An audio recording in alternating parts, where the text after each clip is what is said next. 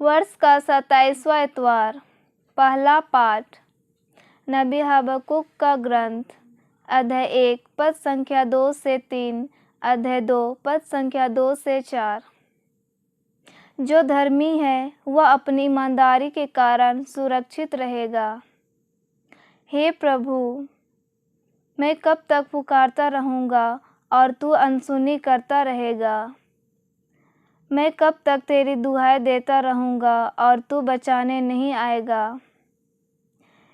तू क्यों मुझे पापाचार दिखाता है, क्यों मुझे अत्याचार देखना पड़ता है। लूटपाट और हिंसा मेरे सामने है, चारों ओर लड़ाई झगड़े होते रहते हैं। प्रभु ने उत्तर में मुझसे यह कहा, जो दृश्य तुम देखने वाले हो उसे स्पष्ट रूप से पाटियों पर लिखो, ताकि सब उसे सुगमता से पढ़ सके, क्योंकि वह भविष्य का दृश्य है जो निश्चित समय पर पूरा होने वाला है। यदि उसमें देर हो जाए तो उसकी प्रतीक्षा करते रहो, क्योंकि वह अवश्य ही पूरा हो जाएगा। जो दुष्ट है वह नष्ट हो जाएगा, जो धर्मी है वह अपनी ईमानदारी के कारण सुरक्षित रहेगा। प्रभु की वाणी है। ईश्वर को धन्यवाद।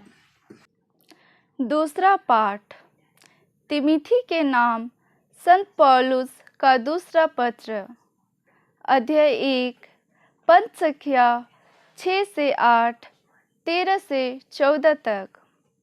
हमारे प्रभु का साक्ष्य देने में मत लजाओ। मैं तुमसे अनुरोध करता हूँ कि तुम ईश्वरीय वरदान की वह ज्वाला प्रज्वलित बनाए रखो, जो मेरे हाथों के अनुरोपण से तुमसे विद्यमान है। ईश्वर ने हमें प्रेरित का नहीं, बल्कि सामर्थ्य, प्रेम तथा आत्मसम्मान का मनोभाव प्रदान किया है। तुम ना तो हमारे प्रभु के साक्ष्य देने में लजाओ और ना मुझसे जो उनके लिए विद्यमान हुए, बल्कि ईश्वर के सामर्थ्य पर भरोसा रखकर तुम मेरे साथ सुसमाचार के लिए कष्ट सहते जाओ। जो प्रामाणिक शिक्षा तुमको मुझसे मिली है उसे अपना मापदंड मान लो और यीशु मसीह के विश्वास तथा प्रेम में दृढ़ बने रहो। जो निधि तुम्हें सौंपी गई है उसे हम में निवास करने वाले पवित्र आत्मा की सहायता से सुरक्षित रखो। यह प्रभु की वाणी है। ईश्वर को धन्यवाद।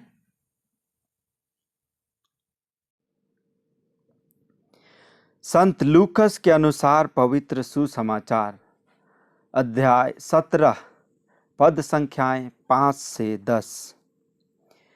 यदि तुम्हारा विश्वास राई के दाने के बराबर भी होता। प्रेरितों ने प्रभु से कहा, हमें और भी विश्वास दीजिए।